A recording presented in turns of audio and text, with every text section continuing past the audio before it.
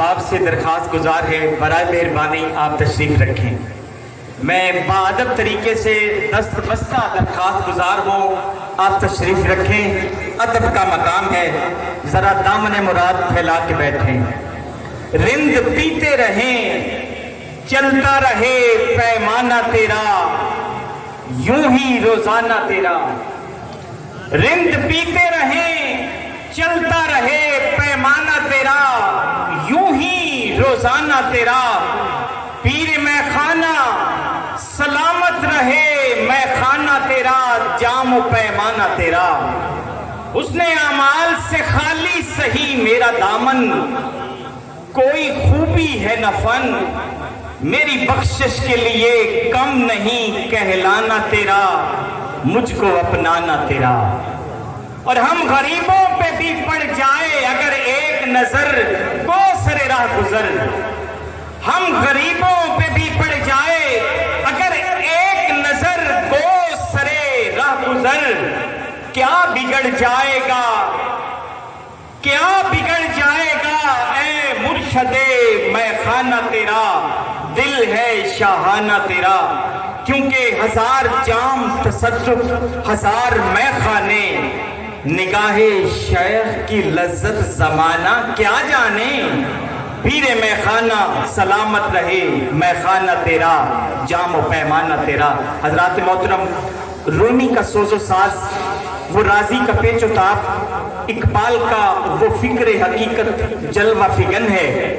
جرت شعلہ نوائی، لطف کلام، ذہن خطابت، باطن شناس، بے لوز، بے دھڑک، مردم شناس، ان تمام کمالات کا مجموعہ میں اگر سمجھوں تو ایک ہی اس میں گرامی پیش نظر ہے۔ میری مراد نقطہ فہم و نقطہ دا، نقطہ سنج و نقطہ رس، زینت صحن گلستان، رونق کنج قفس، لخت جگر حضور ناز جہاں، فخر السادات صاحبزادہ سید محمد فراز شاہ مشہدی قادری دامت برکاتہم القدسیہ، سی ای او حزب الرحمان اسلامک سائنس کالج، حضور تشریف لائیں اور اپنے ارشادات عالیہ سے ہماری تسکین قلوب کا سامان کریں۔ نعرہ تکبیر، نعرہ رسالت، نعرہ رسالت۔ آستانِ عالیہ حضرت سید محمد عبداللہ شاہ صاحب قادری، فیضان حضور ناز جہاں، حزب الرحمان۔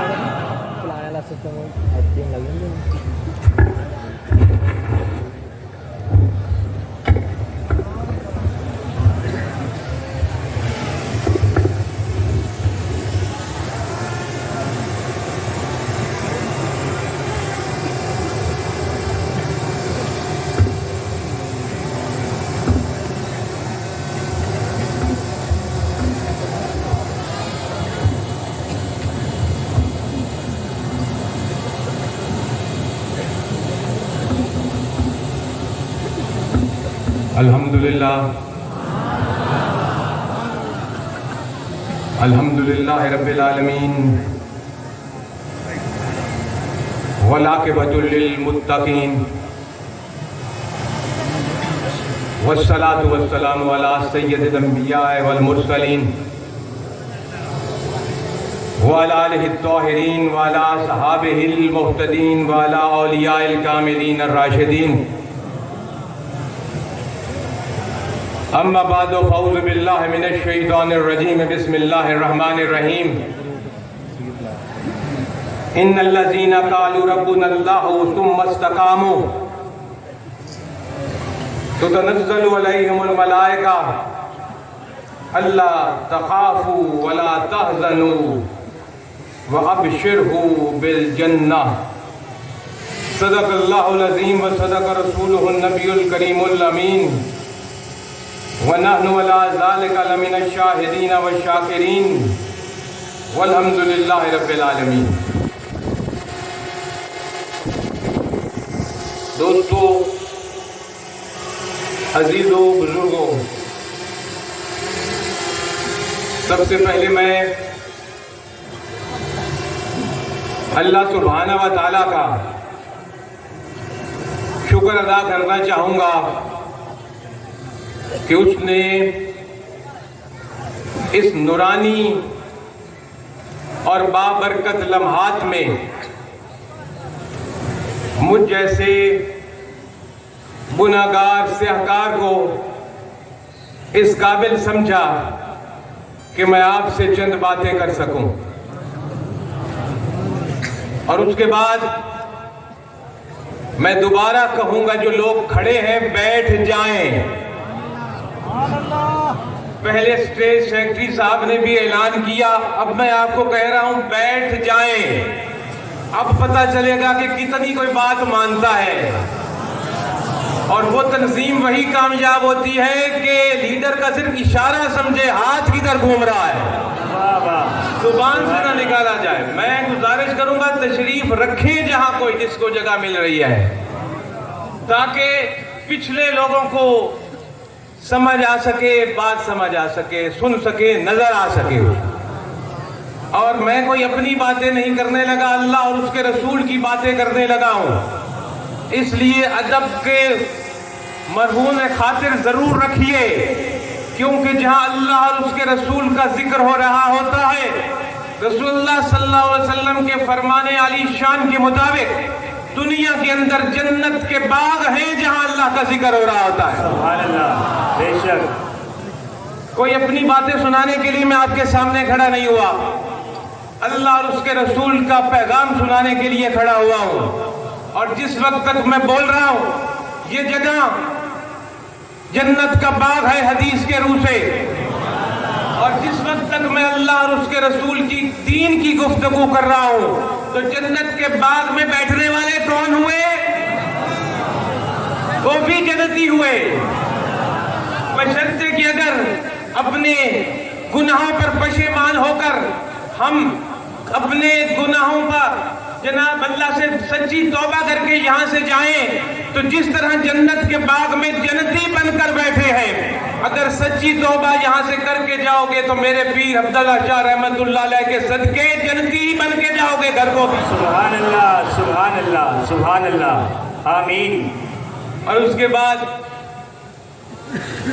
میں نے گزارش کی تھی جناب سجادہ نشین صاحب صدر سید محمد شیراز شاہ صاحب سے کہ مجھے کوئی تھوڑا سا کھلا وقت چاہیے، چند میں نے ضروری باتیں کرنی تھی اپنے پیر بھائیوں سے،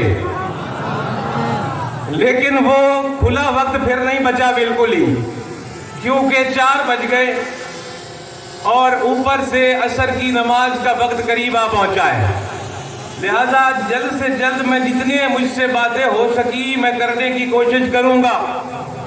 اگر رہ گئی تو میں معذرت چاہتا ہوں ان لوگوں سے بھی جن لوگوں نے میرے ذمہ لگائیں کہ یہ آپ باتیں جی چند کرنے والی ہیں۔ میرے بھائیوں، میں نے آپ کے سامنے اللہ رب العزت کے کلام سے اپنی گفتگو کا آغاز فرمایا، جس میں اللہ رب العزت نے اپنی مخلوق میں سے ان لوگوں کا ذکر فرمایا جس پر اس نے اپنے قرب کے دروازے کھول دیے انعام فرما کے، اور ان کی میں چند خوبیاں عرض کروں گا آپ کے سامنے۔ میرے بھائیوں، اللہ رب العزت نے جب یہ دنیا قائم فرمائی اور آدم علیہ السلام کو بحیثیت پہلا اپنا نمائندہ اس دنیا میں بھیجا، تو آپ یہاں صرف خالی بھیجے نہیں گئے تھے، بلکہ ایک خاص مشن لے کر آئے تھے اور کچھ کام آپ کے ذمہ تھے، اور آدم علیہ السلام سے لے کر عیسیٰ علیہ السلام تک تمام کے تمام انبیاء اسی مشن کو جاری اور ساری رکھے آئے صدیوں تک۔ اور وہ مشن کیا تھا؟ وہ مشن تھا کہ رب نے جب دنیا میں اتنی مخلوق بنائی ہے تو اس مخلوق کو ایک دین دیا جائے، جس کو عربی میں آپ دین کہو گے، جس کو انگریزی میں آپ وے آف لائف کہو گے، جس کو اردو میں آپ ضابطہ حیات یا زندگی گزارنے کا انداز، طریقہ اور ڈھنگ کہو گے۔ یہ سارا ڈھنگ زندگی گزارنے کا، دنیا کو ایک وے آف لائف دینے کا، ایک چھوٹے سے گھر سے لے کر مملکت اور حکومت اور دنیا کو چلانے تک کا وے بتانے کے لیے انبیاء اور رسل اس دنیا میں جلوہ گر ہوئے، اور انہوں نے اپنے اپنے وقت مقررہ میں اس مشن کو بخوبی سر انجام دیا۔ آدم علیہ السلام سے لے کر عیسیٰ علیہ السلام تک لاکھوں کی تعداد میں انبیاء اس دنیا میں تشریف لائے، اور اس کے بعد اللہ رب العزت کے آخری نبی محمد مصطفیٰ صلی اللہ علیہ وسلم سید الانبیاء کے روپ میں، امام الانبیاء کے روپ میں، سید المرسلین کی روپ میں، رحمت للعالمین کی روپ میں، محبوب رب العالمین کے روپ میں جب اس دنیا میں جلوہ گر ہوئے تو آپ نے بھی اسی مشن کا آغاز فرمایا، کوہ صفا سے اپنے اسی مشن کا آغاز فرمایا۔ اور میرے دوستو یاد رکھیے، تیرے اور میرے نبی محمد پاک صلی اللہ علیہ وسلم کو اللہ رب العزت نے شاہد بھی بنایا۔ شاہد کا مطلب حاضر اور ناظر، آپ کو مبشر اور نذیر بھی بنایا، آپ کو توحید کا ایک علم بردار بنایا۔ ایک رب محمد مصطفیٰ کی تعلیمات کے بغیر کسی کو کہیں سے نہیں مل سکتا۔ نعرہ تکبیر، نعرہ رسالت، سیدی مرشدی، سیدی مرشدی۔ کسی کا اگر یہ خیال ہے کہ ہم اس ایک اللہ کو ڈھونڈ لیں گے، اس ایک اللہ کو پہچان لیں گے، ایک اس اللہ کو دیکھ لیں گے، ایک اس اللہ کے در پر پہنچ جائیں گے، اس کے قرب میں جو واحد ہے اور لا شریک ہے اپنی تمام صفات میں، جو مالک ہے یوم الدین کا، جس کے قبضے قدرت میں ہم سب کی زندگی اور موت، جس کے قبضے قدرت میں ہم سب کی عزت اور ذلت، جس کے قبضے قدرت میں ہم سب کی زندگیاں، بچے، سب کچھ ہیں، جس رب کے حکم کے بغیر کائنات کا وجود ممکن نہیں، جس رب کے حکم کے بغیر سورج نہ طلوع ہو سکتا ہے نہ غروب ہو سکتا ہے، جس رب کے حکم کے بغیر آسمان سے پانی کا قطرہ بھی نہیں برس سکتا، جس رب کے حکم کے بغیر ماں کے پیٹ میں بغیر ہاتھ لگائے نقش و نگار بھی بنا دیے جاتے ہیں، سبحان اللہ، پھونک دی جاتی ہے، اس کی جناب قسمت بھی لکھ دی جاتی ہے۔ اس رب العالمین جس کی طاقتوں کے آگے ساری طاقتیں ختم، جس کی بلندیوں کے آگے ساری بلندیاں ختم، جس کی عزتوں کے آگے ساری عزتیں ختم، جو واحد بھی ہے، لا شریک بھی ہے، مالک یوم الدین بھی ہے۔ واہ سبحان اللہ، سبحان اللہ۔ اگر کسی کو یہ وہم و گمان ہے کہ اس رب تک کوئی پہنچ سکتا ہے یا اس رب کو کوئی ڈھونڈ سکتا ہے مصطفیٰ کی غلامی کے بغیر، تو وہ غلط ہے۔ بے شک، بے اللہ شک۔ رب العزت نے، جیسے میں نے عرض کیا، یہ قرآن میں رب نے فرمایا، میں اپنی طرف سے نہیں کہہ رہا، رب نے فرمایا میں نے آپ کو شاہد بنایا، مبشر بنایا، نذیر بنایا، اور آگے فرمایا داعی اللہ بنایا۔ داعی کہتے ہیں رب کی طرف بلانے والا، ایک رب کے پاس لے جانے والا، ایک رب کی پہچان کروانے والا۔ تو توحید کیا ہے سکھانے والا رب نے اپنے محمد کریم کو بنا کر بھیجا، اور سراج منیر بنا کر بھیجا، چمکتا ہوا ایسا سورج بنا کر بھیجا، جو اس وقت بھی چمک رہا تھا جب آدم نہیں تھے، اس وقت بھی چمک رہا تھا جب عرش اور لوح اور کرسی نہیں تھی، جب اس وقت بھی چمک رہا تھا، نہ فرشتے تھے، نہ جنت تھی، نہ دوزخ تھی، ایک رب تھا، اور رب کے نور سے مصطفیٰ کا نور تھا۔ سبحان اللہ، سبحان اللہ۔ جب آدم علیہ السلام کو تخلیق ہوئی تو اسی نور کے صدقے، حوا کی تخلیق ہوئی تو اسی نور کے صدقے، آدم علیہ السلام کو نبیت نبوت ملی تو اسی نور کے صدقے، ابراہیم، نوح، موسیٰ، اسحاق، اسماعیل علیہ السلام، یہاں تک کہ عیسیٰ علیہ السلام کو تک جس کو جو عزت ملی اسی مصطفیٰ کے صدقے ملی۔ بے شک، سبحان اللہ۔ اور وہ اسی دین کا پرچار کرتے چلے آئے، جس دین کو مکمل ہونا تھا مکہ کی سرزمین میں خاتم النبیین کے ذریعے، जिस दीन का आगाज आदम अलैहिस्सलाम से हुआ, उस दीन को मुकम्मल कहाँ होना था? उस दीन को मुकम्मल होना था हज्जतुल विदा पर, कि रब ने फरमा दिया आज मैंने अपना दीन मुकम्मल कर दिया, खातमुन नबीयीन के साथ खत्म कर दिया और अपनी उस नेमत को पूरा कर दिया जिसको आदम लेकर चले थे। तो मेरे भाइयों, वो चमकता हुआ सिराजुल मुनीर, वो रहमत लिल आलमीन, जब मेरे आका ने अपने आप को दुनिया के सामने तबलीग के लिए पेश किया, इस्लाम को दीन दुनिया के सामने पेश किया। मेरी इस गुफ्तगू को थोड़ा सा गौर से सुनिए।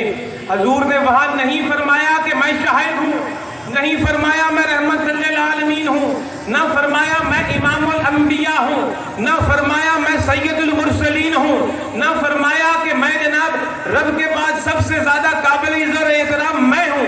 हजूर ने अपनी इन तमाम सिफात में से जिनका मैंने कुरान आपके पढ़ करके सुनाया, अपनी तरफ से कुछ नहीं कहा, जिसमें कुरान में रब ने फरमाया कि महबूब आप ये भी हो, ये भी हो, ये भी हो, हजूर ने इनमें से कोई अपनी सिफ्त दुनिया के सामने नहीं रखी। इस्लाम की इशाअत शुरू करते वक्त आपने अपनी एक ही सिफ्त दुनिया के सामने रखी और वो सिफ्त थी सादिकुल अमीन। सुभान अल्लाह, सुभान अल्लाह। आज ये बकवास है कि फलाने कोर्ट ने फलाने को सादिकुल अमीन कर दिया, फलाने कोर्ट ने फलाने को सादिकुल अमीन नहीं रख दिया। इस दुनिया में कोई सादिकुल अमीन नहीं है, एक ही सादिकुल अमीन है जिसका नाम है मोहम्मद रसूलुल्लाह। नारे तकबीर, नारे रिसालत, सैयदी मुर्शदी। उस शख्सियत के अलावा कोई सादिकुल अमीन नहीं है मुसलमान की निगाह में। और मैंने ये बात एक दो बड़ी जगहों पर भी अर्ज की थी कि ये आइन से लफ्ज निकाले, ये क्या है? सादिकुल अमीन एक ही है जिसका नाम है मोहम्मद रसूलुल्लाह सल्लल्लाहु अलैहि वसल्लम। कोई और लफ्ज बना लीजिए इस चीज के लिए, ये नहीं मुनासिब, ये मेरे आका के लिए सिर्फ मखसूस लफ्ज है। आपने दुनिया के सामने अपने सिर्फ सदाकत और अमानत को रखा और उसके बाद कलमे को रखा। क्या आपने फरमाया? आपने फरमाया ऐ मक्का के लोगों, मैं तुम्हारे सामने हूं, क्या मेरी जुबान से कभी झूठ आया? वाह वाह, क्या कहने, बहुत आला। मैं सादिक हूं, क्या मैंने कभी किसी की अमानत में खयानत की? यानी मैं अमीन हूं। सब ने कहा जी आप सादिकुल अमीन हैं, आपकी 40 साल की जिंदगी हमारे सामने है, हमने कभी भी आपको झूठ बोलते और अमानत में खयानत करते नहीं देखा। हुजूर ने फरमाया आओ दुनिया वालों, फिर वही जुबान जिसको तुम कह रहे हो सादिक है और जिसके किरदार को तुम कह रहे हो अमीन है, वही किरदार वाला, वही जुबान वाला तुम्हें कह रहा है ला इलाहा इल्लल्लाह। सुभान अल्लाह, सुभान अल्लाह। एक अल्लाह की तरफ आओ, उसके सिवा कोई माबूद नहीं और मोहम्मद उसके रसूल हैं। ये वो सिफ्त है जो आका ने दुनिया के सामने रख के अपने आप को पेश किया। आज लोग बात करते हैं जनाब एहतसाब की। कौन सा एहतसाब? तेरे और मेरे आका ने दिखाया किसको एहतसाब कहा जाता है। अपनी जात को आपने दुनिया के सामने रख के कहा मैं मोहम्मद तुम्हारे सामने हूं। कभी झूठ सुना मुझसे, कभी अमानत में खयानत देखी, तो आज मैं तुम्हें अल्लाह की तरफ बुला रहा हूं, मैं उसका रसूल हूं। और यही सदाकत और अमानत आज हम इस कौम ने यही सदाकत और अमानत खो डाली। कोई लड़ रहा है नूर और बशर पर, कोई इख्तलाफ कर रहा है हाजिर और नाजिर पर, कोई इख्तलाफ कर रहा है शाहिद पर, मुबश्शिर पर। मैं उस गुफ्तगू में नहीं जाना चाहता, वो कोई और मौके बंदा उस पर बात करता है मिलादों के नबी के अंदर। मैं सिर्फ ये अर्ज कर रहा हूं, इन झगड़ों में पड़ने की बजाय आओ आका की इस सिफ्त को तो इख्तियार कर लो, सब सादिक और अमीन तो बन जाओ। सादिक और अमीन बन जाओगे, दुनिया आपको देखेगी, वाह जी क्या शख्सियतें हैं हमारी इब्तिदा। मेरे दोस्तों, ये जो दीन हजूर ने हमारे सामने पेश किया, जो मुकम्मल हुआ आगे, یاد رکھیے نبی کو پہچاننا آسان ہے اور ولی کو پہچاننا مشکل ہے. میں اپنا موضوع تھوڑا سا چینج کر رہا ہوں عرس کی مناسبت سے. نبی کو پہچاننا آسان ہے، ولی کی پہچان مشکل ہے. نبی کو اس لیے پہچاننا آسان ہے کہ نبی فرماتا ہے کہ میں اللہ کا نبی ہوں اور اعلان کرتا ہے اپنی نبوت کا. جو مانے نہ مانے اس کی مرضی، لیکن پہچان آسان ہے کہ وہ اللہ کی توحید بیان کرتا، اپنی رسالت اور نبوت کا اعلان کرتا. لیکن ولی کبھی اعلان نہیں کرتا کہ میں ولی ہوں. نبی اعلان کرتا ہے کہ میں نبی ہوں، ولی اعلان نہیں کرتا کہ میں ولی ہوں. تو پھر کیسے پتا چلے کہ ولی کون ہے؟ ولی کی پہچان کرنی ہے تو قرآن پڑھ لو. قرآن میں ایک جگہ نہیں بے شمار جگہ پر رب نے کھول دیا کہ ولایت والے لوگ کون ہیں. نبی اپنی نبوت کا اعلان خود کرتا ہے، ولی اعلان نہیں کرتا. ولی کا اعلان کون کرتا ہے کہ یہ ولی ہے؟ ولی کا اعلان اللہ کرتا ہے کہ یہ میرا ولی ہے. سبحان اللہ، سبحان اللہ. اللہ کیسے اعلان کرتا ہے؟ آپ یہاں ہزاروں کی تعداد میں بیٹھے ہو، بستوں میں بھر کے لائے گئے ہو، اپنی محبت عقیدت سے آئے. واہ کیا کہنے ہیں. یہاں بیٹھے ہو، ایک اللہ کی شخصیت کو زندہ اور جاوید سمجھ کر بیٹھے ہو. کیا کہنے. اپنی آرزویں لے کر آئے بیٹھے ہو، اپنی تمنائیں لے کر آئے بیٹھے ہو، توبہ اور استغفار کی نیت سے آئے بیٹھے ہو، صراط مستقیم پر ثابت قدم رہنے کی نیت سے آئے بیٹھے ہو. یہ اللہ کا اعلان ہے کہ ہم ہزاروں کی تعداد میں یہاں موجود ہیں کہ یہ ولی ہے. سبحان اللہ. نعرہ تکبیر، نعرہ رسالت. آستانہ عالیہ حضرت سید محمد عبداللہ شاہ صاحب قادری. آستانہ عالیہ حضرت سید محمد عبداللہ شاہ صاحب قادری. اللہ رب العزت نے قرآن میں فرمایا ان الذین قالوا ربنا اللہ ثم استقاموا، کہ لوگوں میں سے جن میرے بندوں نے کہا کہ میرا اللہ رب ہے. اب یہ ولی کا ذکر ہو رہا ہے کہ کون ولی ہے. اللہ رب العزت نے فرمایا کہ بندوں میں سے جیسے ہم سارے لوگ بیٹھے ہیں یہاں، یہ کہا کہ میرا رب اللہ ہے، ثم استقاموا، اور پھر اس پر ثابت قدم رہے، خوشی میں بھی، غم میں بھی، دکھ میں بھی، سکھ میں بھی، جوانی میں بھی، بڑھاپے میں بھی، بیماری میں بھی، صحت میں بھی. تو رب العزت نے فرمایا ان پر میرے ملائکہ اترتے ہیں. یہ میں نہیں کہہ رہا، یہ قرآن کہہ رہا ہے.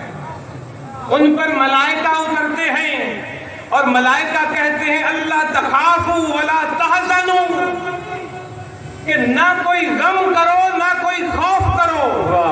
ابشروا بالجنہ، تمہیں بشارت ہے اسی دنیا میں اس جنت کی جس کا وعدہ کیا گیا. کیا کہنے. سبحان اللہ. یہ کن سے وعدہ ہے؟ ان لوگوں سے جن لوگوں نے دنیا میں کہا کہ ہمارا اللہ کون ہے، ہمارا رب کون ہے؟ اللہ.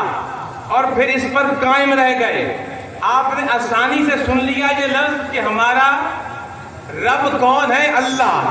اب میں بتاتا ہوں رب کیا ہے اور اللہ کیا ہے. واہ. قرآن جب شروع ہوا تو قرآن کا پہلا لفظ آیا الحمدللہ رب العالمین. پہلے لفظ میں اللہ نے فرمایا تمام تعریفیں اس اللہ کی، کس اللہ کی؟ جو رب ہے، جس کا تمام عالم. جی. اور جب ہم مر کے قبر میں پہنچے تو پہلا سوال کیا ہوا؟ تیرا رب کون؟ بند. قرآن پڑھنا شروع کیا تو پہلا سوال ہوا کہ رب اللہ، اور جب قبر میں پہنچے تو پھر سوال ہوا کہ تیرا رب کون ہے؟ اب دنیا کے اندر کبھی آپ سوچیں کہ ایک بندہ الحمدللہ رب العالمین وہی پڑھے گا نا جو کلمہ پڑھ چکا ہے، اور جو پورا قرآن اس کے بعد پڑھے گا، جو جس نے بحیثیت ہے، یہ تھوڑی سی غور سے سننے والی بات ہے کہ بحیثیت ہے مسلمان جس نے دنیا میں گزاری وہی الحمدللہ رب العالمین پڑھے گا نا۔ لیکن جب مر کے قبر میں گیا تو قبر میں یہ سوال کرنے کی کیا ضرورت تھی کہ تیرا رب کیا ہے، رب کون ہے؟ کیونکہ وہ تو مان رہا ہے کہ میرا رب اللہ ہے، تو قبر میں کیوں پوچھا جا رہا ہے کہ میرا رب اللہ ہے؟ اس کی وجہ یہ ہے کہ پتہ تو تب چلنا ہے کہ کلمہ پڑھنے سے لے کر قبر کے جانے تک کیا اس نے اللہ کو رب مانا بھی کہ نہیں؟ اللہ کو رب مانا بھی کہ نہیں؟ رب کس کو کہتے ہیں؟ اس دنیا میں کسی نے اپنی فیکٹری کو رب مان لیا کہ مجھے وہاں سے روزی مل رہی ہے، کسی نے کہا میرے زمین کا قلعہ رب ہے، مجھے وہاں سے روزی مل رہی ہے، کسی نے کہا میرا باس رب ہے، کسی نے کہا میری منتھلی پے یا مہینہ رب ہے، کسی نے کہا میری جاگیر رب ہے۔ میں یہ عمل کی بات کر رہا ہوں، عمل عمل عمل، زبان سے تم کہہ رہے ہیں اللہ، لیکن اپنی ذہنی سوچ سوچو، کیا ہم میں سے کوئی یہ سوچے کوئی کہ میرا رازق فیکٹری ہے، میرے رازق نوکری ہے، میرے رازق زمین ہے، میری رازق میری وزارت ہے، میری رازق میری جناب بادشاہی ہے، کہ مجھے یہاں سے رزق اور روٹی مل رہا ہے، دینے والا اللہ نہیں؟ اگر وہ اس چیز کو رب مانگ رہا ہے تو پھر اس نے رب فیکٹری کو مانا، اللہ کو تو نہیں مانا نا۔ اس لیے قبر کے اندر پہلا سوال یہ ہوا، بتا تیرا رب کون تھا؟ کس کو دنیا میں مانتا رہا کہ سب کچھ اس کے ہاتھ میں ہے؟ دینا اللہ ہی ہے، چاہے فیکٹری کے ذریعے دے، چاہے قلعے سے دے، چاہے نوکری سے دے، پیچھے سے وہ بند کر لے تو کہیں سے نہیں کچھ ملتا۔ اللہ نے فرمایا جس نے کہا کہ میرا رب اللہ ہے اور پھر ڈٹ گیا اور ٹکرا گیا دنیا سے، اس سے پیچھے نہیں ہٹا، تو اس پر موت کے وقت فرشتے آ کر اس کو خوشخبری سناتے ہیں کہ آج تجھے جنت کی خوشخبری ہے، اللہ تخافوا ولا تحزنوا، کہ نہ کوئی خوف کر اور نہ کوئی غم کر۔ خوف ہوتا ہے، یہ قرآن کی ایک اور آیت ہے جو ولی کے نام لے کر کہا گیا، الا ان اولیاء اللہ لا خوف علیہم ولا هم يحزنون الذین آمنوا وكانوا يتقون۔ یہ سورہ یونس کی ایک اور آیت مبارکہ ہے جس میں اللہ رب العزت نے فرمایا کہ خبردار بے شک اللہ کے ولی وہ ہیں جن کو نہ کوئی خوف ہوگا اور نہ کوئی غم ہے، اور اوپر بھی یہی فرمایا کہ جنہوں نے رب اللہ کو مانا ان کو بھی کوئی خوف اور غم نہیں۔ یہ خوف اور غم کیا چیز ہے میرے بھائیوں؟ خوف ہوتا ہے آنے والے وقت پر اور غم ہوتا ہے گزرے ہوئے وقت۔ کیا کہنے، بہت خوب۔ اگر آپ کو کسی چیز کا خوف ہوگا نا، جو چیز آنے والا وقت ہے نا اس کا خوف ہوتا ہے، اور جو گزرا ہوا وقت ہوتا ہے اس کا غم ہوتا ہے۔ ہر بندہ جب موت کے وقت پہنچے گا تو وہ ایک خوف اور غم میں مبتلا ہوگا۔ خوف یہ ہوگا کہ اپنی منزلیں کیسے طے ہونی ہے، اور غم یہ ہوگا کہ دنیا میں نے بیکار گزار دی۔ اب قبر میں پہنچے گا تو وہ بھی ایک خوف اور ایک غم کا شکار ہوگا۔ خوف ہوگا کہ قبر کی منزل کیسے گزرنی ہے، اور غم ہوگا کہ میں نے زندگی کی اوقات ضائع کر دیے۔ اور جب قبر سے حشر کے وقت اٹھایا جائے گا اس وقت بھی ہر بشر ایک خوف اور ایک غم میں مبتلا ہوگا۔ خوف ہوگا کہ جناب اب حشر کے دن کیا ہوگا، کس طرح رب کی بارگاہ میں حاضر ہوں گا، کس طرح سوال اور جواب دوں گا، اور غم ہوگا کہ میں نے وقت ضائع کیا، جو نیکیاں کی تھوڑی کی اور کر لیتا رب کی اطاعت۔ اس خوف اور غم میں ہر بندہ مبتلا ہوگا۔ رب نے فرمایا اے میرے برگزیدہ ولیوں، سبحان اللہ، تم ہر دنیا میں ہوگے تو خوف اور غم سے پاک، کیونکہ تم نے تو اپنا رب اللہ کو سمجھا ہوا ہے۔ تجھے کیا خوف فلانا کا اور فلانی کی شاید فلانی کی شاید، تم تو کسی کو کوئی سمجھتے ہی نہیں تھے اللہ کے علاوہ۔ جو اس کو تم کو کیا خوف اور نہ کسی غم. اللہ کا ولی اس دنیا میں بھی خوف اور غم سے پاک, قبر میں بھی خوف اور غم سے پاک, حشر کے دن بھی خوف اور غم سے پاک. میں یہ عاجز بندہ نہیں کر رہا, یہ قرآن کہہ رہا ہے, قرآن کی کئی آیتیں کہہ رہی ہیں. سبحان اللہ. اب ایک تو یہ رب نے بتا دیا کہ ولی دکھو, کہ جو ولی جناب اس دنیا میں جو بندہ جس نے اپنا رب اللہ بنایا ہے وہ ولی ہے. اور دوسرا ولی وہ ہے الذین آمنوا وکانوا یتقون. ان کی دوسری صفت یہ ہے کہ جن جو خوف اور غم سے پاک ہوں گے کہ وہ تقوی والے ہوں گے. جس میں جتنا زیادہ تقوی ہوگا وہ اتنا بڑا ولایت کے منصب پر فائز ہوگا. اب یہ میں تقوی کی تھوڑی سی بات کروں گا, آپ سے آگے چلوں گا. میرے دوستوں, رسول اللہ صلی اللہ علیہ وسلم نے فرمایا کہ جو اس دنیا میں اللہ کے رب ہونے پر اور اسلام کے دین ہونے پر, محمد صلی اللہ علیہ وسلم کے رسول ہونے پر راضی ہو گیا, اس پر جنت واجب ہے. سبحان اللہ, سبحان اللہ. جو اللہ کے رب ہونے, اسلام کے دین ہونے اور محمد صلی اللہ علیہ وسلم کے رسول ہونے پر راضی ہو گیا, وہ پر جنت واجب. آسان لفظوں میں کہ جو اللہ کو اپنا رازق, اپنا مالک, اپنی تمام عزتیں دینے والا, ذلت دینے والا, امیری دینے والا, غریبی دینے والا, بادشاہی دینے والا, وزیری دینے والا, فقیری دینے والا, صحت دینے والا, بیماری دینے والا, اولاد دینے والا, برادریاں دینے والا, رشتے اور ناطے دینے والا, سواریاں دینے والا, گھر دینے والا, رزق دینے والا, پانی دینے والا. جو اللہ کو یہ سمجھ لے اور پھر اسلام کو دین ہونا یعنی اپنا وے آف لائف اسلام کو بنا لے اور محمد صلی اللہ علیہ وسلم کو اپنا آئیڈیل بنا لے اور ان کی اتباع میں زندگی گزار لے, ربی پاک نے فرمایا اس پر جنت واجب. سبحان اللہ, سبحان اللہ. اور ایک اور جگہ پر رسول اللہ صلی اللہ علیہ وسلم نے ارشاد گرامی فرمایا کہ جب کسی کو دیکھو, کہ اگر دیکھنے سے سمجھنا ہو کہ کون ولی ہے تو وہ اس طرح دیکھو. پہلے میں یہ آپ عرض کر دوں کہ یہ ولی لفظ ہے نا, واو لام یہ جی ولی, ان کو اگر ہم اردو ڈکشنریوں میں جا کے دیکھیں, ولی کا معنی قریب بنتا ہے, ولی کا معنی محب بنتا ہے, ولی کا معنی صدیق بنتا ہے, ولی کا معنی مددگار بنتا ہے. یہ چار معنی ولی کے آپ کو عربی لغات کے اندر ملتے ہیں. اب اگر ولی اللہ کا معنی قریب لے لیا جائے تو مطلب ہوگا اللہ کے قرب والا. اگر ولی کا معنی محب لے لیا جائے تو اللہ سے محبت کرنے والا. اور اگر ولی کا معنی صدیق لے لیا جائے تو اللہ کا یار اور دوست. اور اگر ولی کا معنی مددگار لے لیا جائے تو وہ ہوگا کہ اللہ کے دین کا مددگار. سبحان اللہ. اور یہ تو ولی کی بات ہو گئی.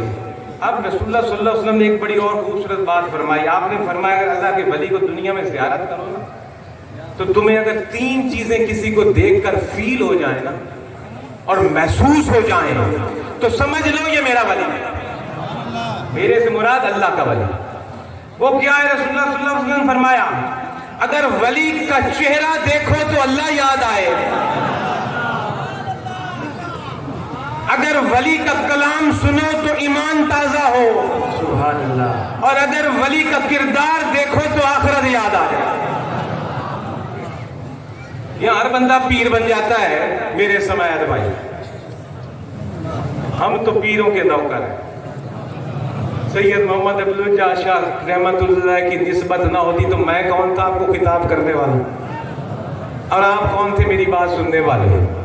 آؤ دیکھو اپنے مرشد کو, جس کو دیکھنے سے رب یاد آ جائے وہ ولی اللہ.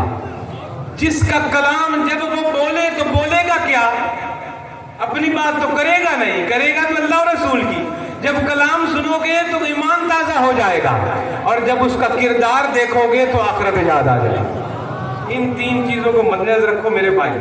اب یہ بات کہ جناب اللہ کے ولیوں کے پاس جانا چاہیے, کیوں نہیں جانا چاہیے؟ غیر اللہ کے پاس نہیں جانا چاہیے, غیر اللہ سے مانگنا نہیں چاہیے. ہاں جی, وہ اسلام نے ممنوع فرمایا رسول اللہ کی تعلیمات میں، جو اللہ سے غیر ہے اس کے پاس مت جاؤ، جو اللہ سے غیر ہے اس سے مانگو مت، جو اللہ کے قریب ہو، جو اللہ کا محب ہو، جو اللہ کا صدیق ہو، جو اللہ کا دین کا مددگار ہو، وہ غیر اللہ کہاں سے ہے؟ واہ سبحان اللہ، وہ غیر اللہ کہاں سے ہے؟ اللہ اس کی وساطت سے تو اللہ کے پاس پہنچ رہے ہیں۔ محمد رسول اللہ کے بغیر لا الہ الا اللہ پڑھ لو، کلمہ مسلمان ہو جاؤ گے۔ پوری زندگی ایک بندہ لا الہ الا اللہ، لا الہ الا اللہ، لا الہ الا اللہ کرتا رہے۔ یہ تو یہودی بھی کر رہے ہیں، یہ تو کرسچن بھی کر رہے ہیں۔ جب تک محمد رسول اللہ نہیں کہو گے کیا مسلمان بنو گے؟ تو کوئی اللہ کے ولی کے پاس آئے گا تو وہ اللہ کے ولی کے پاس جا رہا ہے، اللہ کے قرب والے کے پاس جا رہا ہے، اللہ کے صدیق کے پاس جا رہا ہے، اللہ کے یار کے پاس جا رہا ہے، غیر اللہ کے پاس نہیں جائے گا۔ کوئی اللہ کے ولی کے پاس بھی جائے گا تو ولی بھی اس کو اللہ ہی کے پاس لے کر جائے گا، اللہ ہی کا رستہ بتائے گا، اللہ ہی کا دین بتائے گا۔ یہ ولی اللہ ہوتا ہے۔ آؤ دیکھو قرآن میں ایک بات آئی ہے، مفتی صاحب سورہ نمل میں ہے شاید، وہ چونٹیوں والی نمل میں ہے، یہ حضرت یوسف علیہ السلام کی سورہ نہیں وہ ادھر میں یوسف علیہ السلام کی سورہ یوسف میں۔ ہاں جی، حضرت یوسف علیہ السلام کو جب کہا گیا کہ یعقوب علیہ السلام کی بینائی چلی گئی، قرآن کرتے والی، تو مجھے یہ بتائیں جس کی بینائی گئی ہے وہ بھی رسول، اور جس کے پاس پیغام بھیجا گیا ہے وہ بھی رسول۔ اب کیا کوئی رسول شرک کرواتے ہیں؟ یعقوب علیہ السلام بھی تو دعا مانگ سکتے تھے، میں رسول ہوں، اے اللہ میری آنکھیں صحیح کر دے۔ جب وہی پیغام یوسف علیہ السلام کے پاس پہنچا وہ بھی تو رسول تھے، وہ دعا مانگتے کہ اے اللہ میرے باپ والد یعقوب علیہ السلام کی آنکھوں کی بینائی لٹا دے۔ نہ یعقوب علیہ السلام نے رب سے دعا مانگی، نہ یوسف علیہ السلام نے رب سے دعا مانگی۔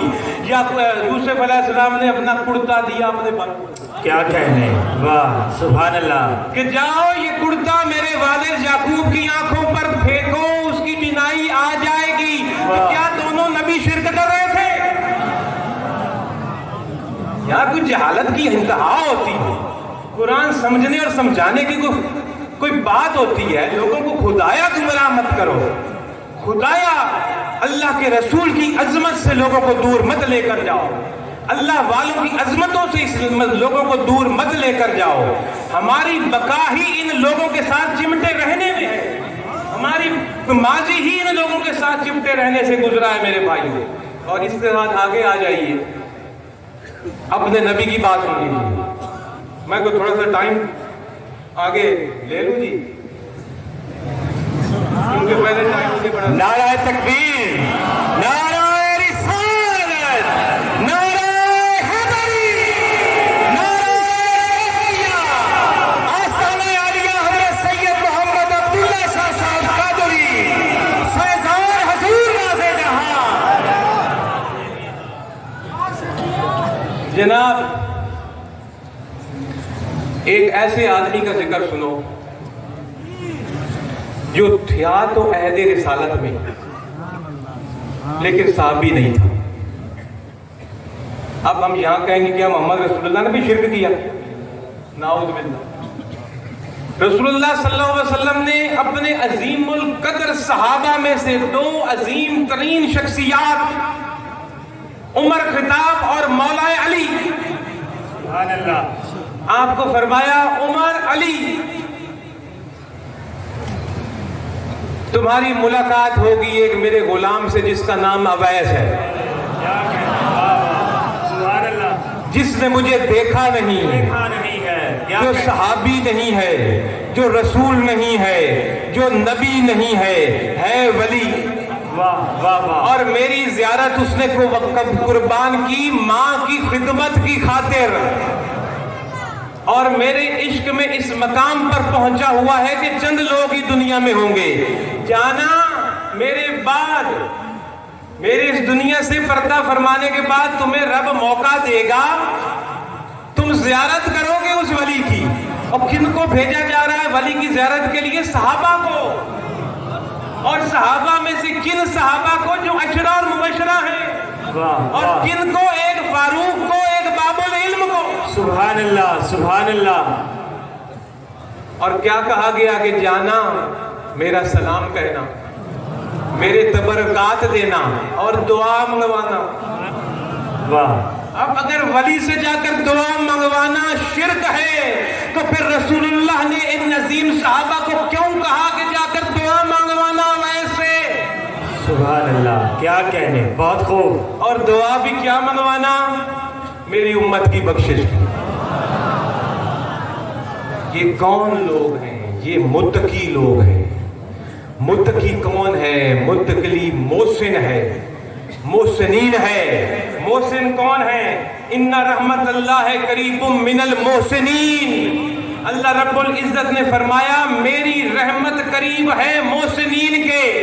اگر میری رحمت رت پانا چاہتے ہو تو محسنین سے لپٹ جاؤ. ان محسنین پر میری رحمت برستی ہے. جو ان کے قریب ہوگا اس پر بھی کوئی پھٹکا پڑ جائے گا، قطرہ پڑ جائے گا. یہ آپ زمیندار لوگ بیٹھے ہو، یہ فصلیں کاشت کرتے ہو. آج کل وہ گنے کی فصل کاشت ہوئی ہے، ابھی کچھ دنوں تک گندم کاشت ہوگی. پانی لگاتے ہو نا کھیتوں میں، کھاد ڈالتے ہو، سپرے کرتے ہو. کس لیے کرتے ہو؟ کہ وہ گنے کا پودا توانا ہو، بڑا بنے. کبھی آپ نے دیکھا کہ اس میں ساتھ گھاس بھی اگاتا ہے؟ وہ گھاس کیوں اگتا ہے؟ آپ کی کھاد سے، آپ کے سپرے سے، آپ کے پانی سے. آپ نے کھاد اور سپرے اور پانی دیا گنے کو، اور وہ سپرے، کھاد اور پانی گنے کے ساتھ ساتھ گھاس کو بھی فائدہ دے گیا. اللہ کی رحمتیں برستی ہیں محسنین پر، جو ان کے ارد گرد بیٹھے ہیں ان پر بھی برس جاتی ہیں. واہ واہ واہ، کیا کہنے، بہت خوب. حضور سید محمد عبداللہ شاہ رحمت اللہ علیہ کچہری لگا کر بیٹھے تھے مجلس خانے میں. آپ کو ایک شخص پنکھا جل رہا تھا. ایک شخص آ کر بیٹھا، شہر کمالیے سے آیا، اور اس نے کہا حضرت ایک سوال کروں؟ آپ نے کہا کرو. اس نے پوچھا حضور یہ اللہ کے ولیوں کے پاس لوگ کیوں آتے ہیں، کیا فائدہ ہوتا ہے؟ حضور نے فرمایا بیٹھ جاؤ. وہ بیٹھ گیا. تھوڑی دیر کے بعد آپ نے اپنے درویش کو کہا پنکھا مت جلو. وہ بیٹھ گیا. گرمی کا موسم تھا، گھٹن کا مہینہ، پسینوں پسینے حضور بھی ہو گئے. اور وہ جس صاحب نے سوال کیا تھا وہ بھی پسینے میں شراب ہو، اس کو پنکھے کی ہوا لگ رہی تھی. مزے کے ساتھ بیٹھا تھا حضور کے لیے. اس نے کہا حضور یہ پنکھا کیوں آپ نے بند کروا دیا؟ حضور نے فرمایا تمہیں کیا؟ وہ پنکھا میرا مرید ہے، مجھے جل رہا تھا، مجھے ہوا دینے کے لیے جل رہا تھا، تیرے لیے تو نہیں جل رہا تھا. اس نے کہا حضور ہوا مجھے بھی تو لگ رہی. حضور نے کہا اپنے سوال کا جواب تو تم نے خود دے دیا. وہ پنکھا میرے لیے جل رہا تھا، ساتھ بیٹھے ہوں پر بھی ہوا گر رہی تھی. اللہ کی رحمت برستی محسنین پر ہے، اور ساتھ بیٹھے ہوئے بھی اس سے استفادہ کر لیتے ہیں. سبحان اللہ. اس لیے ہم یہ بیٹھے ہزاروں کی تعداد میں اپنے مرشد کے ارد گرد. الحمدللہ. آگے بڑھوں. ایک حدیث ہے جس کو کتب حدیث میں حدیث جبریل کہا جاتا ہے. اس میں 3 سوالات اس نے کیے تھے جناب. سوال کرنے والے میں آخری سوال پر فوکس کروں گا. حدیث جبریل ہے، حضرت عمر فاروق سے روایت ہے کتب حدیث کے اندر. صحیح بخاری میں بھی ہے، مسلم میں بھی ہے. آپ نے ارشاد فرمایا کہ ایک شخص آ گیا، ہم نے اس کو پہچانا نہیں کون ہے بھائی، کبھی اس کو مدینے میں پہلے دیکھا نہیں، اور نہ اس کے جناب شکل سے اور لباس سے یہ لگ رہا تھا کہ یہ کہیں سفر سے آیا. ہم بہت حیران ہوئے. وہ بڑھا، ہم سب کو چیرتا ہوا مصطفیٰ کریم کے قریب پہنچا. رسول اللہ کے سامنے وہ بیٹھ گیا، اور اتنا قریب ہو کر بیٹھ گیا کہ اپنے گھٹنے اس نے سرکار کے گھٹنوں سے ملا دیے. اور اس کے بعد اس نے 3 سوال کیے. اس نے پہلا سوال کیا حضور اسلام کیا ہے؟ دوسرا سوال کیا حضور ایمان کیا ہے، اور تیسرا سوال کیا حضور احسان کیا ہے۔ اسلام کیا ہے، ایمان کیا ہے، احسان کیا ہے۔ رسول اللہ صلی اللہ علیہ وسلم نے پہلے سوال جو اس نے کہا جی کہ اسلام کیا ہے، رسول اللہ نے جناب والا اعمال بتا دیے کہ کلمہ پڑھ لینا، نماز پڑھ لینا، روزہ رکھ لینا، زکوٰۃ ادا کر دینا، حج ادا کر دینا، اس کا نام اسلام ہے۔ اس نے کہا حضور آپ نے بالکل سچ فرمایا۔ ہم حیران ہوئے، سوال بھی کرتا ہے، جواب ملنے پر اس کی تصدیق بھی کر دیتا ہے۔ جب اس نے دوسرا سوال کیا تو رسول اللہ صلی اللہ علیہ وسلم نے جب پہلے سوال کے جواب میں اعمال بتائے تھے تو دوسرے سوال کے جواب میں آپ نے عقائد بتا دیے اور فرمایا یہ عقیدہ رکھنا اللہ پر، رسول پر، رسولوں کی کتب پر، فرشتوں کے وجود پر، قرآن پر، الہامی کتابوں پر اور تمام تقدیر کے خیر اور شر پر، اس کا نام ایمان ہے۔ اس کے بعد اس نے تیسرا سوال کیا حضور احسان کیا ہے؟ تو احسان کا جواب جب حضور نے دیا تو حضور نے اخلاص کامل بتائے، اور یہی اخلاص کامل تصوف ہے، یہی اسلام میں اخلاص کامل ولایت ہے، یہی اخلاص کامل جناب شریعت اور طریقت ہے میرے بھائیوں۔ جب پوچھا احسان کیا ہے، حضور نے فرمایا احسان یہ ہے کہ تو اللہ کی بندگی اس طرح کر کہ جیسے رب کو دیکھ رہا ہے۔ اگر اس مقام پر نہیں پہنچ سکتا تو کم از کم یہ تو سوچ کہ رب تو تمہیں دیکھ ہی رہا ہے۔ سبحان اللہ۔ یہ ہے محسنین کی وہ شرط، ان اللہ والیوں کی وہ شرط کہ یہ دنیا میں ایسے بندگی کرتے ہیں جیسے رب کو دیکھ کر کر رہے ہوں۔ اگر رب کو باز نہیں دیکھتے تو کم از کم ان کا یہ معیار تو ہے ہی صحیح کہ رب تو ہمیں دیکھ رہا ہے۔ اسی کا نام تقویٰ ہے۔ ہر جگہ پر اس بات کا یقین ہو رہا کہ میں رب کی نظریں میں ہوں، اس کا نام تقویٰ ہے میرے بھائیوں۔ یہی آپ کو رمضان کا روزہ سکھاتا ہے۔ جس کو رمضان کے روزے نے تقویٰ نہ دیا اس نے کوئی روزہ نہ رکھا۔ روزہ یہی سکھاتا ہے کہ تنہائی میں بھی نہیں کھانا پینا، لوگوں میں بھی نہیں کھانا پینا، ہر جگہ رب دیکھ رہا ہے۔ یہ احسان کی تربیت ہے، محسنین کی تربیت ہے، اور یہی محسنین لوگ ہوتے ہیں جن کو رب نے فرمایا ان رحمت اللہ قریب من المحسنین۔ حضور ناز جہاں رحمت اللہ علیہ، میرے پیر ناز جہاں، میں اور ایک دوسرا شخص اس بات کے گواہ ہیں، وہ دوسرا شخص فوت ہو گیا ہے، اب میں ہی اس دنیا میں آخری زندہ ہوں جن کے سامنے آپ نے یہ کلام فرمایا۔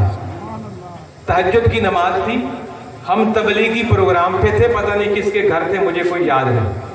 تہجد کی نماز آپ نے نیت کی، میں بستر پر لیٹا ہوا تھا اور وہ جو دوسرا درویش تھا وہ حضور کے ساتھ تہجد پڑھ رہا اسی کمرے کے اندر۔ تو میں اس کا نام بھی بتا دیتا ہوں، میاں غلام جیلانی مرحوم درویش۔ تو جناب والا حضور نے اس طرح کیا اللہ اکبر، میں نے اپنی گناہگار آنکھوں سے دیکھا، میں بستر پر ساتھ لیٹا ہوا تھا، حضور میرے بستر کے بالکل ساتھ تہجد پڑھ رہے تھے۔ حضور نے کیا اللہ اکبر اور چند سیکنڈ کے بعد سلام پھر تھوڑی دیر کے بعد کیا اللہ اکبر، پھر چند سیکنڈ کے بعد سلام پھر تیسری مرتبہ کیا اللہ اکبر اور نماز تہجد پڑھی اور فارغ ہوئے۔ جب فارغ ہوئے تو میں نے اور غلام جیلانی مرحوم نے پوچھا حضور نے اس طرح کیوں کیا؟ حضور نے فرمایا میرے ان کانوں نے سنا، اور میں قسم اٹھا کر کہہ سکتا ہوں میرے ان کانوں نے سنا کہ حضور نے فرمایا جب میں نے پہلی دفعہ اللہ اکبر کیا تو سامنے ہی نہیں آیا۔ سبحان اللہ۔ اب سامنے کون نہیں آیا؟ یا مرشد نہیں آیا، یا رسول نہیں آیا، یا اللہ نہیں آیا۔ پہلی دفعہ میں نے اللہ اکبر کی تو سامنے نہیں آیا تو میں نے سلام پھیر دیا، دوسری دفعہ اللہ اکبر کیا تو پھر سامنے نہیں آیا، سلام پھیر دیا، جب تیسری دفعہ اللہ اکبر کیا سامنے آیا تو اس کی تسبیح بیان کی، سبحان اللہ، سبحان اللہ بیان کی، اس کی بلندی بیان کی۔ یہ محسنین ہیں، یہ ولی ہیں، ان کو نظر آتا ہے تو عبادت کرتے ہیں، کم از کم ہم ان سے لپٹے ہوئے اس قابل تو ہو جائیں کہ کم از کم یہ تو تصور کر لیں وہ تو دیکھ رہا ہے۔ واہ واہ واہ۔ دنیا تے محبوب ہزاراں ساڈے پیر دا وکھرا ناز ہے، جس دے حسن و جمال دا شہرا اساں سنیا دور دراز ہے، ولیاں دا سرداج سداوے نبی پاک دا محرم راز ہے، اعظم ویکھ لجپال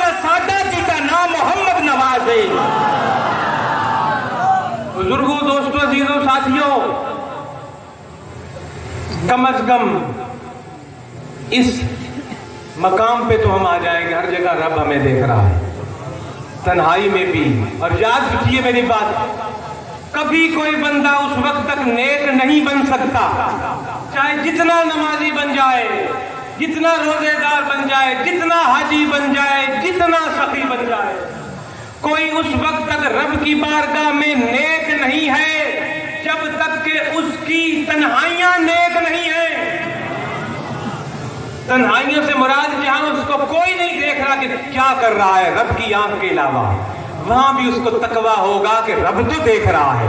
तन्हाइयां नेक और पाक कर लो, मुत्तकी तकवे वाले बन जाओगे, और ये अल्लाह के वलियों की सिफत है, हर खौफ और गम से पाक हो जाओ। और इसके बाद आखिर में मैं एक बात अर्ज करना चाहता हूँ मिलाद मुस्तफ़ा के बारे में, 5 मिनट में ख़त्म करने की कोशिश करूँगा। एक मुझे मैसेज आया कि जनाब मैं कभी ना सवाल नहीं लेता अपनी तकरीर के दौरान, कभी भी, एक तमाशा है, मुझे अच्छा नहीं लगता। आपने अगर सवाल जवाब करने हैं तो आप कुतुब खाने में आए, करें बैठ के, जितने सवाल जवाब पूछने हैं, मसले मसाइल। किताबों में सवाल जवाब ना बंदा सही तशरीह कर सकता है, ना समाज गलत, लोगों के जहन में गलत मफहूम चला जाता है बाद मसाइल का, बहुत एहतियात से जवाब देना पड़ता है कि जी ये जैसे रबीउल अव्वल का महीना है, शायद 27 तारीख है या 26, मिलादुन नबी सल्लल्लाहु अलैहि वसल्लम के बारे में जी बिद्दत है, हराम है, बिद्दत है, हराम है। और खुदाया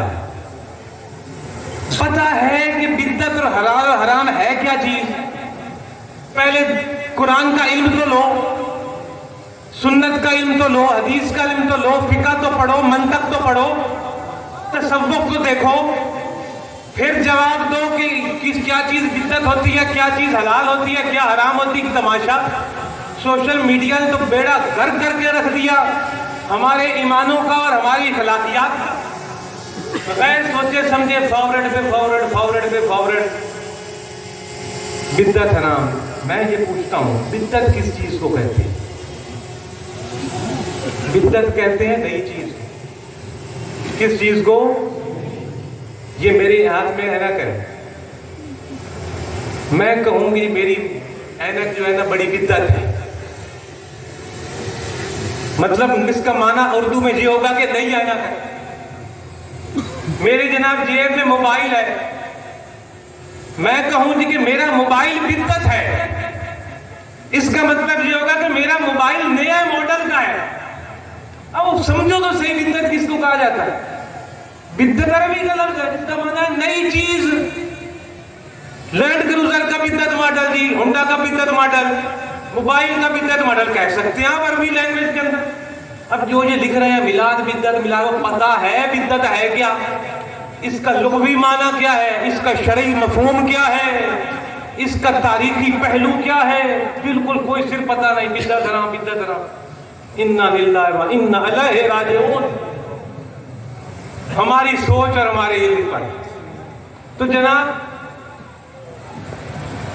बिद्दत आम जो मफहूम चल रहा है हमारे पास, जो फुका से और उलमाए कराम ने गुफ्तगू फरमाई मुझे कि दीन में ऐसी चीज को शामिल नहीं करना बल्कि उसको इख्तियार करना, दीन के मातहत रहते हुए, दीन की हदूद के अंदर रहते हुए एक ऐसी चीज को चलाना बिद्दत कहा जाता है। अगर आप मिलादुन नबी सल्लल्लाहु अलैहि वसल्लम को बिद्दत कहते हो ना, तो मैं आपको और बिद्दतें थोड़ी सी गिनवा दूं जरा, जो अहद नबवी के बाद मुसलमानों में आई, जरा सुन लो। अगर मिलादुन नबी बिद्दत है तो कुरान की किताब की सूरत में होना भी बिद्दत है। अहद नबवी में क्या कुरान किताब की सूरत में था?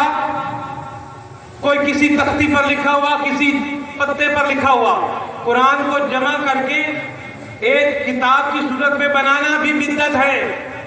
कुरान के ऊपर एराब लगाना भी बिद्दत है। कुरान को मुख्तलिफ की रात पे बनाना और उसको पढ़ना ये भी बिद्दत है।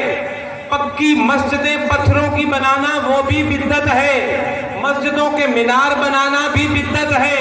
मस्जिदों के गुंबद बनाना भी बिद्दत है। حدیث کی کتابیں لکھنا بھی بدعت ہے، بخاری بھی بدعت ہے، مسلم بھی بدعت ہے، حدیث کے جناب بڑے بڑے لیکچر دینا بھی بدعت ہے، ختم بخاری بھی بدعت ہے، سیرت کانفرنسیں بھی بدعت ہیں، اور توحید کانفرنسیں بھی بدعت ہیں، مدارس میں کورس پڑھانے بھی بدعت ہے، اور میرے دوستو جمعے کے دن دوسری اذان دینا بھی بدعت ہے، اور میرے دوستو عید کی نماز میں جناب خطبہ نماز کے بعد پڑھنا بھی بدعت ہے۔ اگر ساری بدعتوں کو آتی ہے تو ساری بدعتوں کا ذکر کرو نا۔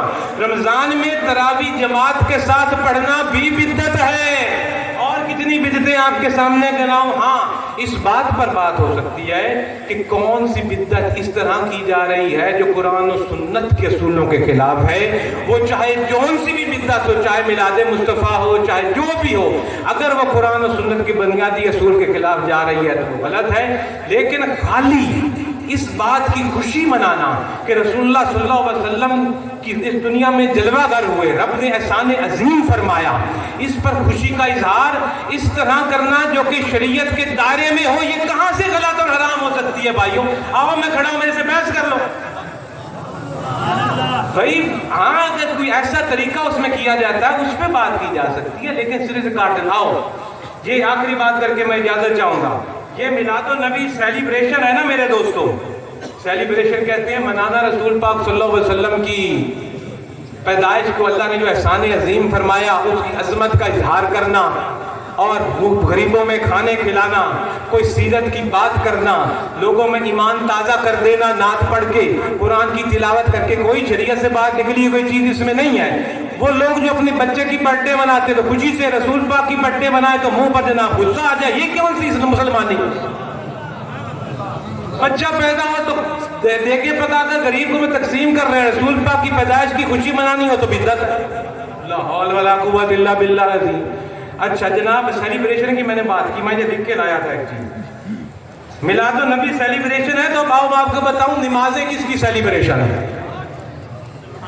5 کی 5 نمازیں بھی سیلیبریٹ کی گئی تھی کسی نبی نے جو ہم پر فرض ہوئیں، اور ہسٹری تو پڑھو، پھر آ کر جناب آپ کوئی اپنی رائے قائم کر لو۔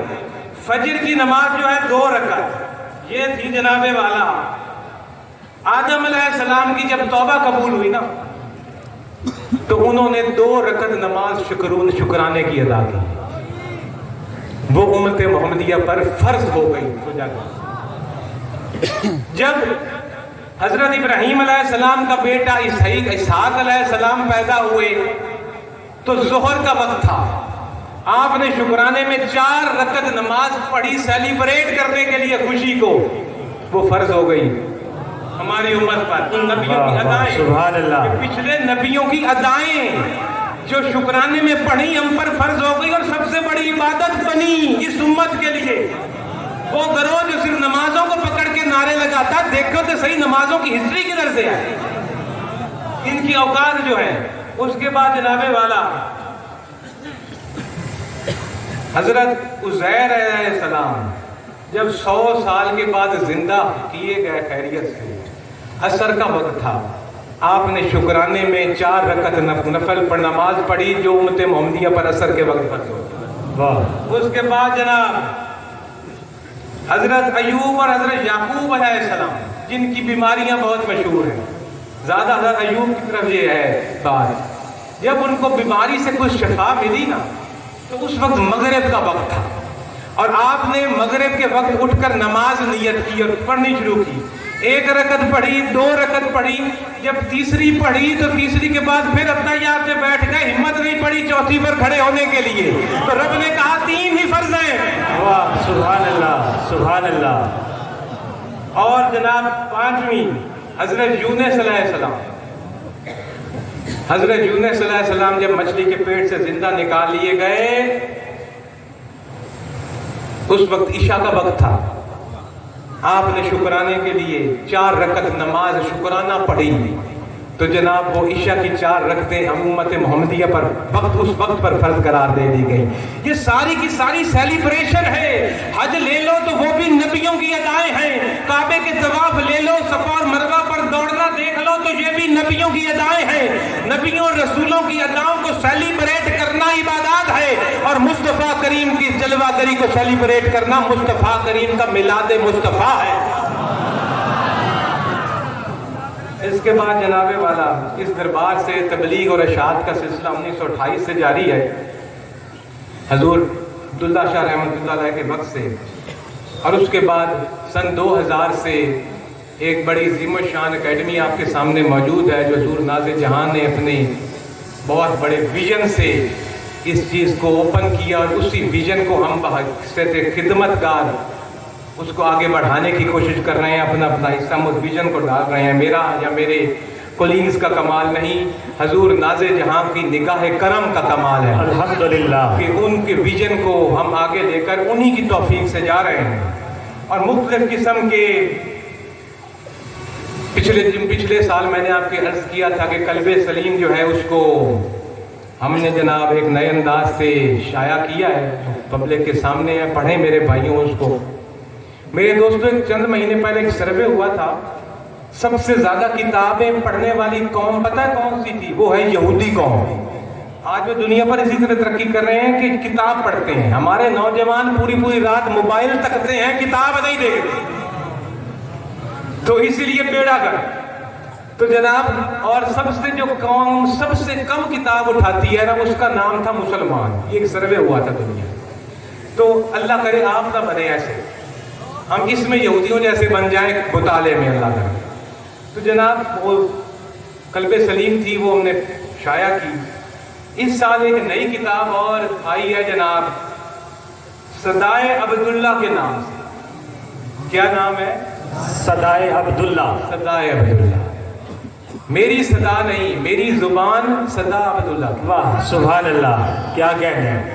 قیامت تک اس دربار سے جس کی بھی زبان بولے گی ہوگی صدائے عبداللہ. واہ, انہی کا فیض ہو. ایک کتاب جس کا نام صدائے عبداللہ ہے, جو کہ تقریباً پچھلے 20 سال میں نے جتنی بھی ٹوٹی پھوٹی کتابیں تقاریر کی مختلف جگہ پر, اس کا یہ پہلا ایڈیشن ہے. ساری تقریریں نہیں اس میں آئی, اس کا ایک پہلا ایڈیشن ہے جس کو کہ تحریری روپ میں دے کر شائع کر دیا گیا ہے, تاکہ مستفادہ کریں مریدین اور باقی لوگ اور اس سے کچھ حاصل کریں. میرے دوستو, ہمارے دربار میں ایک ادارہ ہے جس کا نام ہے ادارہ تحقیقات نواز. کیا نام ہے اس ادارے کا جو اکیڈمی میں موجود ہے؟ ادارہ تحقیقات نواز, حضور ناز جہاں کے نام. یہاں جو کچھ بھی لکھا جاتا ہے اس ادارے سے اس کو کلیئرنس ملتی ہے. میں آپ کے سامنے یہ تقریر کر رہا ہوں نا, میں یہ بہت سوچ سمجھ کے لفظ بول رہا ہوں, اس لیے کہ یہ ان کیمروں کے ذریعے, وائی فائی پہ اور انٹرنیٹ کے ذریعے میری یہ سپیچ اس وقت پوری دنیا میں جا رہی ہے. پوری دنیا کے ہر ملک کے اندر وائی فائی پہ, نیٹ پہ, ہمارے چینل کے ذریعے یہ پوری دنیا میں میری گفتگو جاری ہے. اس لیے ہر بات کو مجھے بڑا تول کے بولنا پڑ رہا ہے, ورنہ میں کوئی اور بھی آپ سے گفتگو کر لیتا میلاد کے موضوع پہ. بہت تول کے بولنا پڑ رہا ہے, ایسی باتیں جس کا میں جواب بھی دے سکوں. تو ادارہ تحقیقات نواز ہے ہمارا. میں جو بھی خطاب کرتا ہوں نا, وہ ایسے ہی نہیں چڑھ جاتا یوٹیوب پہ یا نیٹ پہ یا کیسٹ پہ. ایک پورا ادارہ تحقیقات نواز ہے علماء کرام کا, وہ اس کو سنتا ہے, اس میں سے غلط چیز کو کاٹتا ہے, اور جب وہ کلیئرنس دیتے ہیں کہ جناب یہ کلپ اور یہ سپیچ اس میں کوئی ایسی غلطی نظر نہیں آ رہی جس کو کہ پکڑا جائے, تو پھر وہ اس کو آگے فیس بک پہ, نیٹ پہ, یوٹیوب پہ ڈالا جاتا ہے, تاکہ کوئی بندہ جب روانگی سے بول رہا ہوتا تو کوئی لفظ غلط بول جاتا ہے, نیت نہیں ہوتی بولے. تو اس ادارہ تحقیقات نے جناب تحقیقات نواز نے اس صدائے عبداللہ کو ترتیب دیا ہے, اور میں اپنی ٹیم کا انتہائی مشکور ہوں کہ جنہوں نے اس میں میرا ساتھ دیا. اور اس 1 سال کی محدود مدت میں ہم نے جناب اتنی بڑی کتاب آپ کے سامنے لے آئے ہیں. آپ اس کو پڑھیے, آپ کو مزہ آئے گا. میں نے وہ کتاب پڑھی, میں خود حیران ہو گیا. تو میری تو جو تقریر ہی نہیں ہے, تو بڑی زبردست باتیں ہیں, میں تو جاہل آدمی ایسی باتیں کیسے کر گیا. ویسے انہوں نے کان چھاٹ کر کے بڑی خوبصورت باتیں لکھی ہیں حوالوں کے ساتھ میری اداروں کو. تو میں ان لوگوں میں سے جناب ڈاکٹر مفتی غلام سرور صاحب کا مشکور ہوں, جناب شیخ الحدیث غلام محمد سعیدی صاحب کا مشکور ہوں, جناب مفتی محمد اعظم اکبری صاحب, مفتی محمد فیضان صاحب, حاجی فضل کریم چشتی صاحب، مفتی محمد شاکر صاحب، مفتی اجاز احمد قادری صاحب،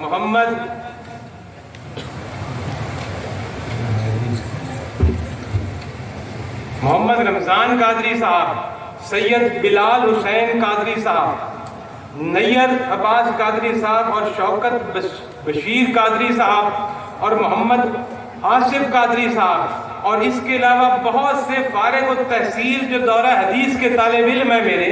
سب سے پہلے انہوں نے مجھے آ کر پچھلے سال کہا کہ حضرت ہم آپ کے تمام خطبوں کو کتابی شکل میں لانا چاہتے ہیں، ہمیں اجازت دیں.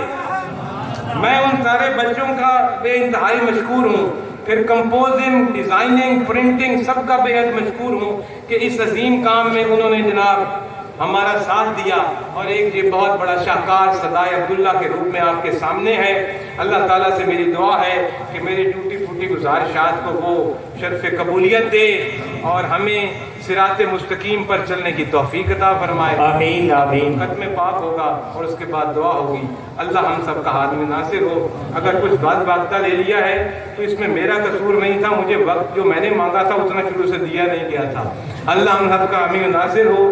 وآخر دعوانا الحمدللہ رب العالمین. تمام ماں باپ سے